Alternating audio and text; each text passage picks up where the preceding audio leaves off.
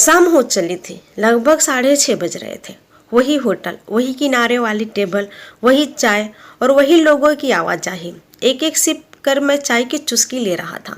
उतने में ही सामने वाले टेबल पर एक आदमी अपनी 9-10 साल की लड़की को लेकर आकर बैठ गया। उस आदमी का शर्ट फटा हुआ था, ऊपर के 2 बटन भी गायब थे, पैंट भी मैला ही पहना था। रास्ते पर खुदाई का काम करने वाला मजदूर जैसा लग रहा था। लड़की साफ सुथरे और धुले कपड़े पहन रखी थी। होटल में आकर वो बहुत ज्यादा खुश दिख रही थी।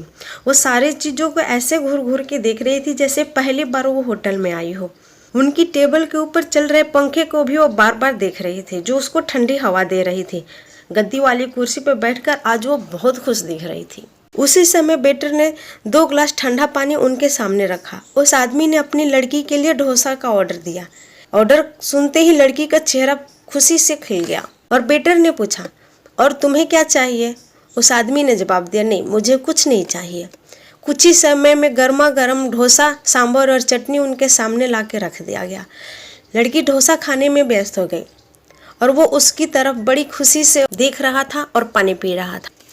इतने में उसका फ़ोन बजा। शायद उसके किसी दोस्त का फ़ोन था और वो अपने दोस्त से बात कर रहा था और बोला, आज मेरी लड़की का जन्मदिन है, इसलिए मैं उसे आज होटल में लेकर के आया हूँ। मैंने उससे वादा किया था कि जब वो अपने क्लास में पहले नंबर पे आएगी तो मैं उसके जन्मदिन पर उसे डोसा खिलाऊंगा, इसलिए आज मैं उसे होटल में डोसा खिलाने लाया हूँ। तो दोस्त ने कहा, शायद तुम भी खा रहे होगे, इसलिए मैं बाद में फ़ोन कर लेता हूँ। उस व्यक्ति ने तुरंत जवाब दिया, नहीं, हम कैसे खा सकते हैं, हमारे पास इतने पैसे कहाँ हैं। मेरे लिए तो घर पे भात बना हुआ है, मैं घर जाकर वही खा लूँगा। उसकी बातें सुनते सुनते मुझे महसूस हुआ कि कोई भी हो, कैसा भी हो, अमीर या गरीब, दोनों अपनी बेटी के चेहरे पर मुस्कान देखने के लिए कुछ भी कर सकते हैं। मैं उठा और काउंटर पे जाकर अपनी चाय और 2 डोसे के पैसे दिए और कहा, उस आदमी को 1 डोसा दे दो।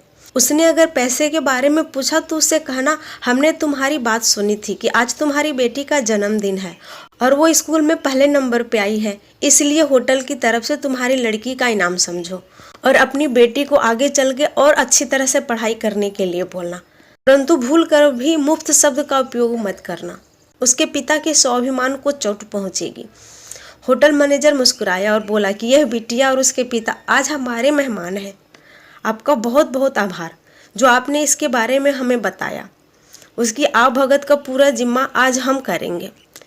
आप ये पुण्य का काम हमें करने दीजिए, किसी और ज़रूरतमंद की आप मदद कर दीजिए। वेटर ने 1 डोसा और उस टेबल पे लाकर रख दिया। मैं बाहर से देख रहा था।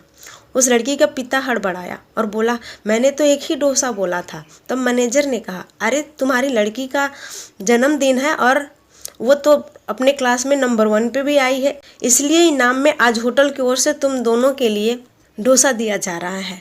उस पिता की आंखों में आंसू आ गए। उसने लड़की को देखा और कहा, बेटी ऐसे ही पढ़ाई करेगी ना तो देख क्या क्या मिलेगा।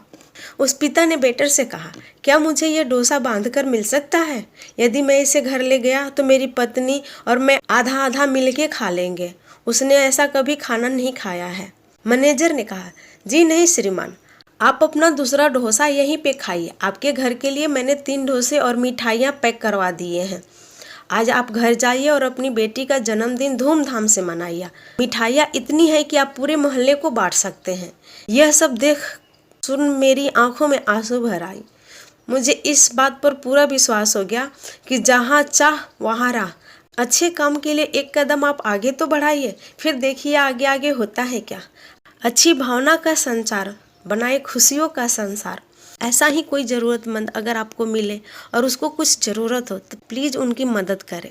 अगर आपको ये कहानी पसंद आई हो तो मेरे चैनल को लाइक करें, सब्सक्राइब करें और शेयर करें, और हाँ, बेल आइकन दबाना बिल्कुल ना भूलें।